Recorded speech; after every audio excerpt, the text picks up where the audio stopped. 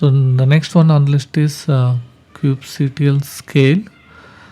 This is the one of the important feature of Kubernetes. It scales the deployment into desired number of replicas.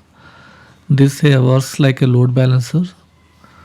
So this is a command used for that kube-c-tl scale deployment and the deployment name hyphen replicas equal to your desired number of instances. By default it was 0, but if you can from 1 to any number you can add it here. Depends on your resource availabilities. To run this and to experience this, so first we need to create a deployment. Similarly, how we created the pod, we have to create the deployment first, and the deployments again we have to use, and from the deployment we'll apply this scalability. By this time you might be having one simple question in your mind, that is, what is the difference between your kube-c-tl apply and then kube-c-tl scale? Why we need to go for deployment?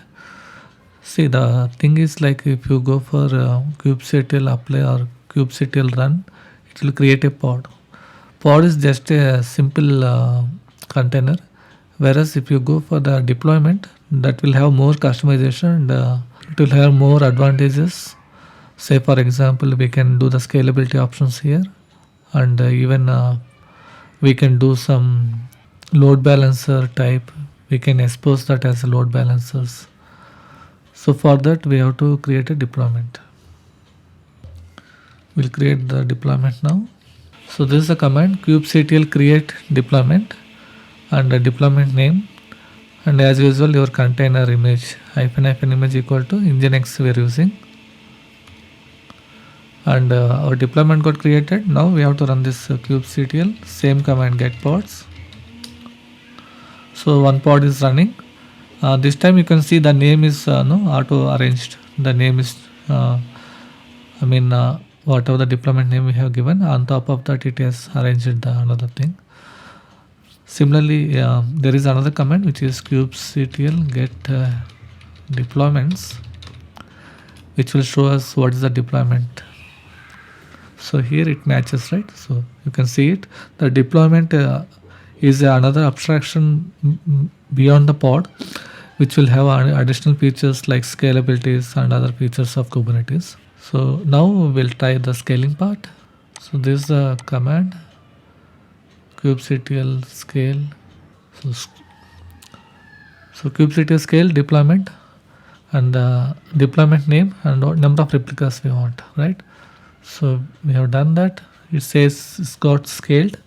Now we'll see how many instances by running kube-c-tl get pods command. You can see there is 3 instances running. Here replicas 3, it means minimum it has to run 3 replicas. So in case any of the pods got killed or destroyed, it will automatically create another one, fresh one. So it will always maintain 3 replicas. This is used for some applications. Replicas sometimes will create clash or data disruption, right? So we cannot do this with the databases, but the front facing, the request handling phase, you can create number of replicas based on your load. On the similar note, I can also scale down now. See, these replicas again will add up the cost on resources, right? So based on the peak time or peak season, you can add this, and when it's not needed, you can always scale down. So again, I'm using the same command here.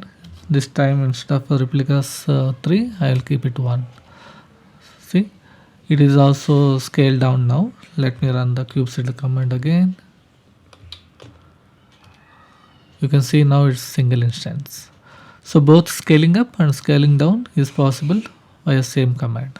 In developer world, we normally use this word called graceful shutdown, which means by the time when you're shutting down the request server, there will be almost some of the request is in process, right? So to avoid such clashes, we always go for the graceful shutdown. So the manually, if you do the shutdown, it is not recommended. It is fully managed by kube-c-tl control, and then your replicas scaling down also will be shutting down gracefully.